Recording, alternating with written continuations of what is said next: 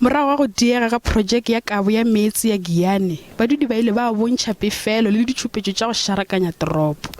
Bothata ke gore e be ba tshepišitšwe kabo ya meetse pele ga mafelelo a kgwedi ya Setemere. Bjalo ketelo ya kgoro ya meetse le kelelatšhila ga se a hlakiše gore lenyora le tla fedišwa neng. I acknowledge that this project should have been completed long ago, almost 3 years ago. That didn't happen. And we've got, as government of South Africa, we've got to apologize to the people of Giyani. Tona Mchunu o dumetše gore bomene tša bona le seabe bothateng bjo le go diprojeke tše dingwe. Lekala la go ikgetha la dinyakišišo ke gore SIU le gare le a nyakišiša ka projeke yeo ya kabo ya meetse le mašeleng a go balelwa go diranta tše dibilione tše 3.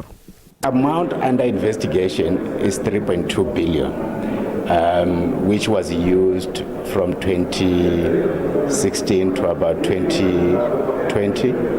Gabiale go bogega bjalo ka re ketelo ya tona e šomile. Remember the minister said he will come on Monday, but then he made time to come and meet us today, which that alone it puts us at ease because of the commitment that he wants to finish this pipeline. Go sa le bjalo Tona Mchunu o tlhaošitše gore magoši a na le seabe godimo ga ditšhitišo tša projeke ye.